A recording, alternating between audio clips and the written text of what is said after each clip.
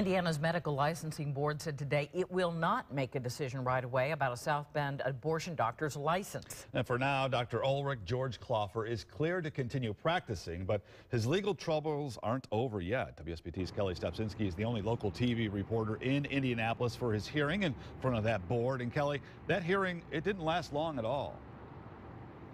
Less than 5 minutes, Rick. Kloffer's license is up for renewal. He's actually been practicing in South Bend since the 1970s, but the board said it cannot make a decision on that right now because there are lots of other accusations and complaints against the abortion doctor who also runs clinics in Gary and Fort Wayne.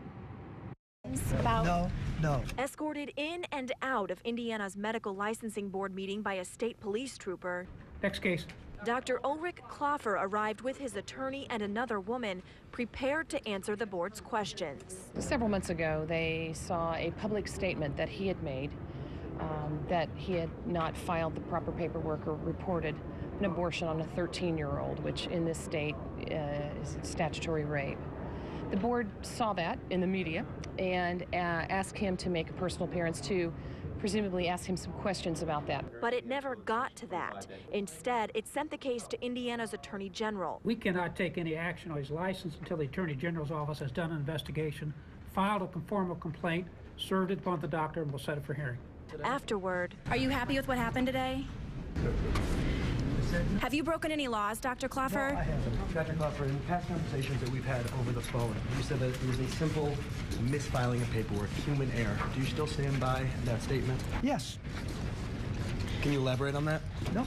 This all started months ago when Indiana's Right to Life group got a hold of hundreds of terminated pregnancy reports Kloffer's required to submit to the state health department. The group found 1,200 mistakes or omissions in St. Joseph County alone, then filed complaints with the prosecutor and the attorney general. Because of that, Kloffer is now facing a misdemeanor charge in Lake County.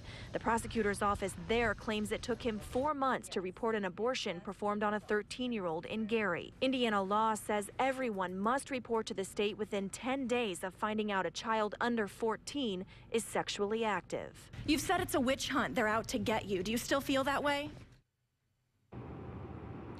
We also know the Special Victims Unit in St. Joseph County is also investigating Kloffer.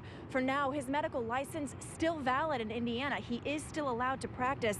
The Attorney General's investigation could take weeks or months, but then after that's over, the issue of his license will come back here to Indianapolis and go before the Medical Licensing Board again. Rick? Now, Kelli, you've looked into another law that requires abortion doctors to either have admitting privileges to a local hospital or an agreement with a doctor who does.